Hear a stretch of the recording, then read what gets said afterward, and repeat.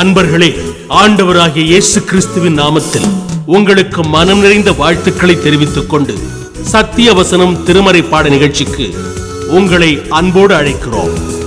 சத்திய வசனம், இது தேவனின் வசனம்.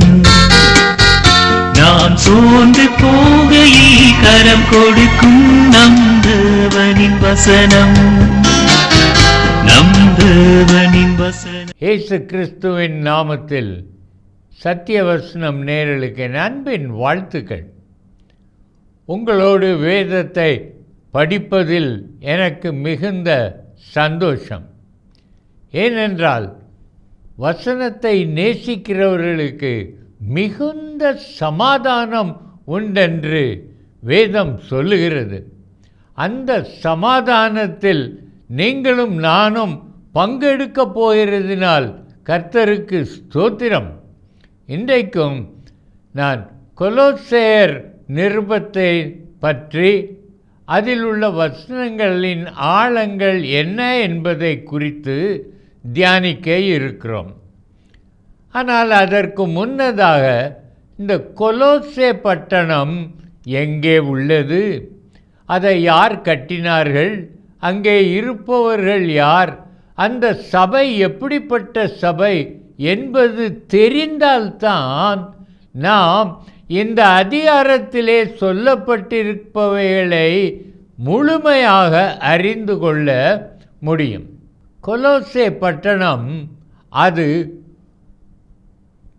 ஆசியா மைனர் என்று சொல்லப்பட்ட, வேதத்திலே பிரிகியா என்று சொல்லப்பட்ட அந்த நாட்டிலே உள்ள ஒரு பட்டணம். அது ஒரு கிரேக்க பட்டணம். அங்கே கிறிஸ்துவுக்கு முன் 1700ஆம் வருடம், அதாவது இன்றைக்கு 3500 வருடங்களுக்கு முன்னதாக ஜெனபோன் கொலோசே என்கிற ஒருவன் தன் பெயரில் கொலோசே என்கிற ஒரு நகரத்தை கட்டினான். லைக்கஸ் நதி கரையிலே அதை கட்டினான். இந்த லைக்கஸ் நதி ஓரத்திலே கொலோசே, லவோதிகேயா, எராப்போலி என்னும் பட்டணங்கள் உண்டு.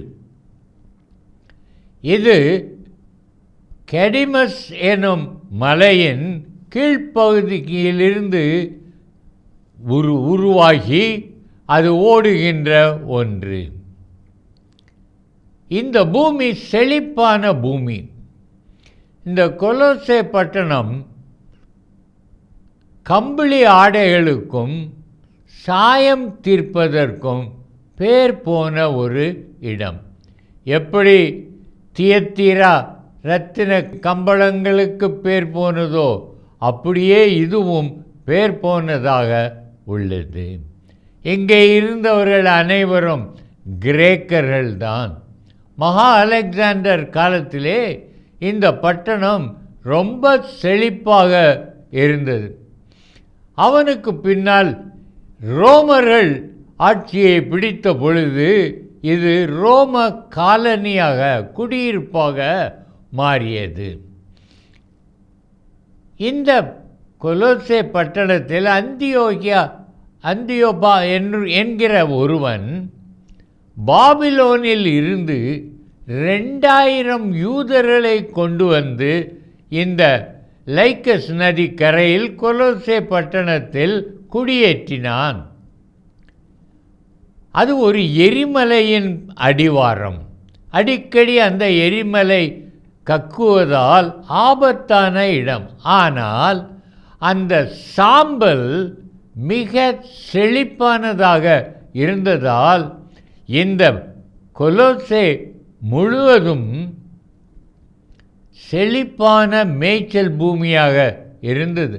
ஆகவே யூதர்கள் பாபிலோனில் இருந்து இங்கே வந்து அவர்கள் ஆடுகளை மேய்த்து கம்பளிகளை அதை தயாரித்து சாயம் பூசி வளர்ந்தார்கள்.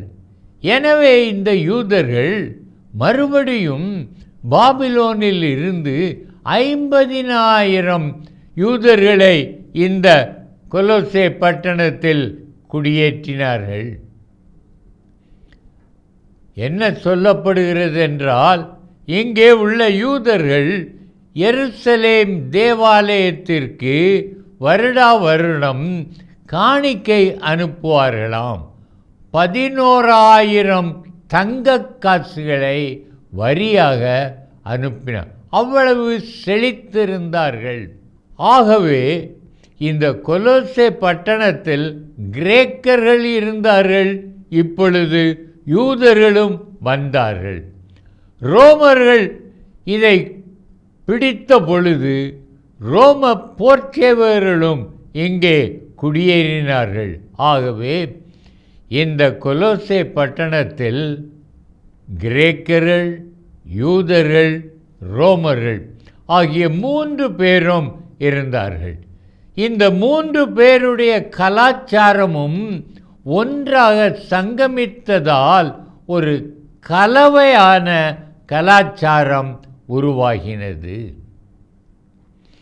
இந்த சபையை அந்த கொலோசே ஆரம்பிக்கவில்லை. அவன் புறஜாதியான். பவுல் எபேசுவிலே திறனு என்பவன் வித்யாசாலையில் 2 வருடங்கள் அவன் போதித்து கொண்டிருந்த பொழுது அநேக கிரேக்கர்கள் அவர்கள் ரட்சிக்கப்பட்டார்கள். அதிலே கொலோசே பட்டணத்தை சேர்ந்த எப்பாப்பிரா என்பவனும் ஒருவன்.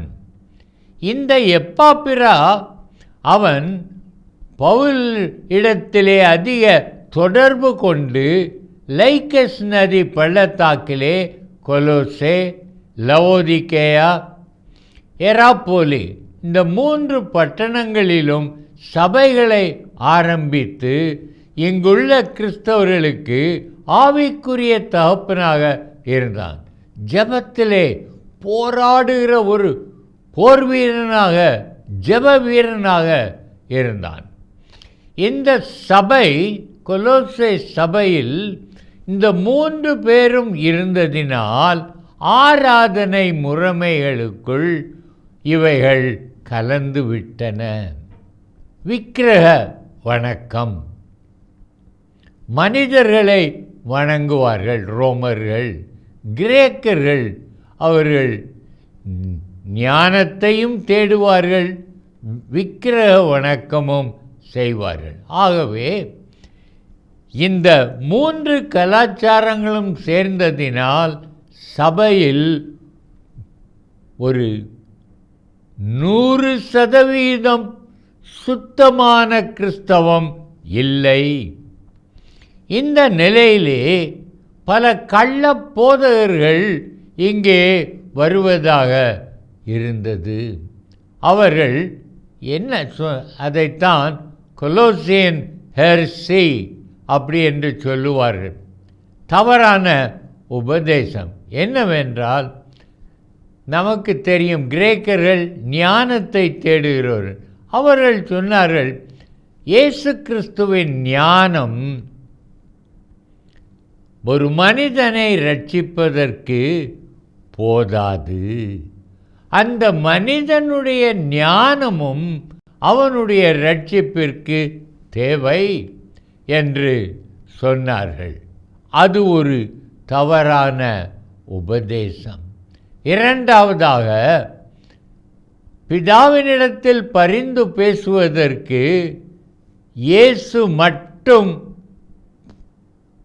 உண்டாக்கப்படவில்லை. அவரிடத்தில் பரிந்து பேசுவதற்கு தேவதூதர்களும் உண்டு, பரிசுத்தவான்களும் உண்டு. ஆகையால் மரித்து போன பரிசுத்தவான்களிடமும் ஜெபிப்பதும் தேவதூதர்களை ஆராதிப்பதும் சபைக்குள் வந்து விசுவாசத்தை அளிப்பதாக இருந்தது. இது போக தேவன் ஒருவர்தான் மனிதர்களை ஆளுகிறார் என்பது சரியல்ல. நட்சத்திரங்களும் கிரகங்களும் மனிதருடைய வாழ்க்கையை கண்ட்ரோல் பண்ணுகின்றன என்று சொல்லி அவைகளையும் வணங்கும்படி சொன்னார்கள். இந்த சூழ்நிலையில் எப்பாப்பிரா அவன் என்ன செய்தான் என்றால், அவன் தேவனிடத்தில் ஜெபம் பண்ணின பொழுது தேவன் அவனை பவுலை சந்திக்க ரோமாபுரி சிறைக்கு அனுப்பினார். ரோமாபுரி 3500 கிலோமீட்டர் தூரத்தில் உள்ளது. எப்படியோ கப்பலிலோ குதிரையிலோ போய் அவன் ரோமாபுரி சேர்ந்து பவுலை சந்தித்தான். பவுலோடு சிறையில் இருந்தான். அங்கே போய் அவன் இப்படிப்பட்ட தவறான கொள்கைகளுக்கும் கள்ள போதனைகளுக்கும் கள்ள போதகர்களுக்கும் சபையை காப்பது எப்படி என்று பவுல் அப்போஸ்தலனிடம் கேட்ட பொழுது பவுல் இவனுக்கு பதில் சொல்வதாக அந்த நிருபத்தை எழுதினான். இந்த கொலோசே நிருபம் எழுதப்பட காரணமே கொலோசேயில் இருந்த கள்ள போதனைகளும் கள்ள போதகர்களும். பவுல் ஆகவே இங்கே சொல்லுகிறான், அவர்கள் சொன்னார்கள், ரட்சிப்பதற்கு இயேசுவின் ஞானம் போதாது, நட்சத்திரங்களையும் கிரகங்களையும் நாம் வணங்க வேண்டும் என்று. ஆனால் பவுல் திட்டவட்டமாக இயேசுவுக்குள் தேவனுடைய பரிபூரணம் அவ்வளவும் இருக்கிறது, ஆகையால் இயேசு மட்டும் போதும் என்று அவரை உயர்த்தி இந்த நிருபத்தை எழுதி எப்பாப்பிரோவின் கையிலே கொடுத்து, போய் இதை சபையிலே வாசித்த பின் லவோதிக்கேய சபைக்கும் இதை வாசிக்க சொல்லு என்று சொல்லி அனுப்பினான். இந்த நிருபம் மட்டும் வராதிருந்தால் கொலோசே சபையில் கிறிஸ்தவம் செத்து போயிருக்கும். ஆனால் ஆண்டவர் நம்மை நேசிக்கிறார். சபையின் உள்ளவர்களின் விசுவாசத்தை அவர் வளர்ப்பதற்கு முயற்சிக்கிறார். லூக்கா 22:31-32 இயேசு பேதுருவினிடத்தில், சீமோனே, சாத்தான் உன்னை சுளகினால் புடைக்கிறது போல புடைக்க உத்தரவு கேட்டுக்கொண்டான். நானோ உன் விசுவாசம் ஒளிந்து போகாதபடிக்கு வேண்டிக் கொண்டேன். ஆண்டவருக்கு நம்முடைய விசுவாசத்தை காப்பதில் அதிக ஆசை உண்டு. உங்களுடைய விசுவாசமும் எவ்வளவோ நேரங்களில் அது அசைக்கப்பட்டிருக்கலாம், தவறான எண்ணங்கள் வந்திருக்கலாம், ஜோசியம் பார்க்கும்படி உங்களை தூண்டி இருக்கலாம், நாள் பார்க்கலாம். இப்படிப்பட்ட காரியங்களை எல்லாம் செய்யும் பொழுது விசுவாசம் ஒளிந்து போகிறது.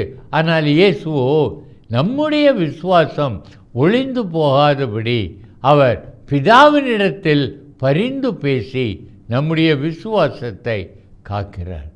ஆகவே இந்த கொலோசே சபையினரின் விசுவாசத்தை தேவன் காப்பதற்காகத்தான் எப்பாப்பிரோவை பவுலிடத்தில் அனுப்பி ஒரு நிருபத்தை பெற்று வாசித்து இவர்கள் அங்கே விசுவாசத்தில் உறுதி ஆனார்கள். இதுதான் அந்த கொலோசே பட்டணத்தின் காரியம். சபை உருவாக்கப்பட்டது, சபையில் குழப்பங்கள் வந்தது. அதற்கு பரிகாரமாக பவுலின் நிருபமும் கொலோசேக்கு வந்தது. சகோதரனே, சகோதரியே, நேர் விசுவாசத்தில் தடுமாறுகிறீரா? பயப்படாதேயுங்கள். நம்மை நேசிக்கிற ஒரு கர்த்தர் உண்டு.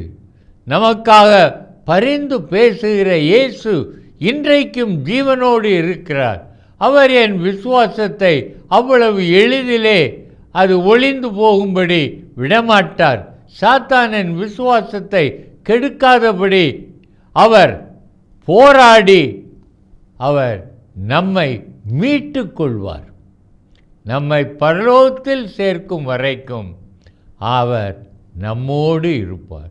உன் விசுவாசம் ஒளிந்து போகாதபடி உனக்காக வேண்டிக் கொண்டேன். இன்றைக்கும் சகோதரனே, உங்கள் ஒவ்வொருவரையும் பார்த்து தேவன் சொல்லுகிற காரியம் என்னவென்றால் இதுதான். இந்த பின்னணியில்தான் இந்த கொலோசையர் நிருபத்தை நாம் வாசிக்க வேண்டும். அது கிரேக்கனால் உருவாக்கப்பட்ட பட்டணம். கிரேக்க கலாச்சாரத்தில் மூழ்கி இருந்தது. அங்கே உள்ள எப்பாப்பிரா அவன் எபேசுவில் பவுலின் சுவிசேஷ போதனையினால் ரட்சிக்கப்பட்டு இங்கே வந்து அவன் இந்த 3 சபைகளையும் உருவாக்கினான். இந்த கொலோசு சபை பிலமோன் என்பவன் வீட்டில்தான் நடந்தது. இந்த பிலமோனின் மகன் அர்க்கிப்பு தான் லவோதிக்கேயா சபைக்கு போதகனாகவும் நியமிக்கப்பட்டிருந்தான்.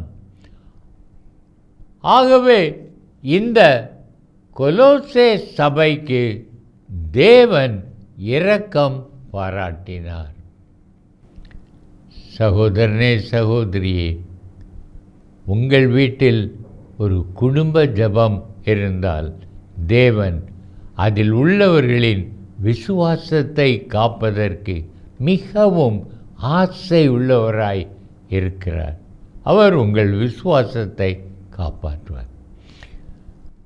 விசுவாசம் கடைசி வரைக்கும் நாம் நிலைத்திருந்தால் நிச்சயம் பரலோகத்தில் நமக்கு ஒரு இடம் உண்டு.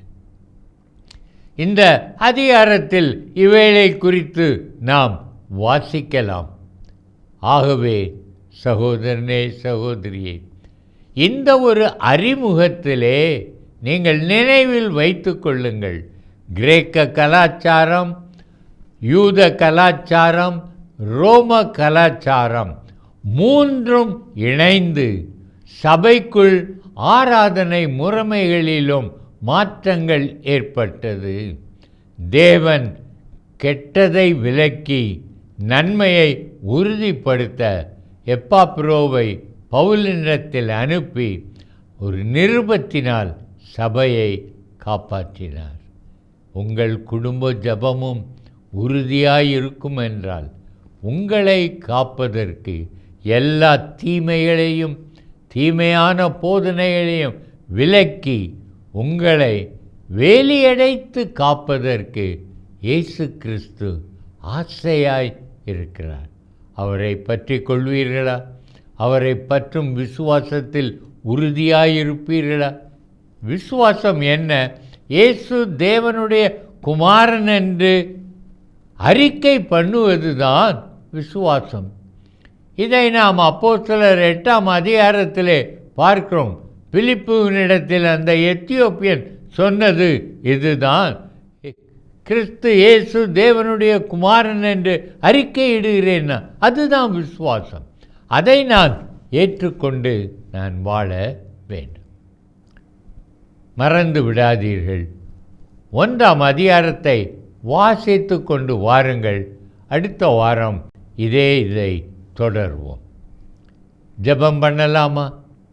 அன்பின் தகப்பனே, கலாச்சாரங்கள் வேறுபட்டாலும் போதனைகள் தவறானவை சொல்லப்பட்டாலும் நீர் இரத்தம் சிந்தி சம்பாதித்த சபை ஒளிந்து போகாதபடியும் விசுவாசம் அசைக்கப்படாதபடியும் அதை நேசித்து காப்பாற்றுகிறீர். எங்களையும் நேசித்து காப்பாற்றும். இயேசு நாமத்தில் பிதாவே, ஆமென்.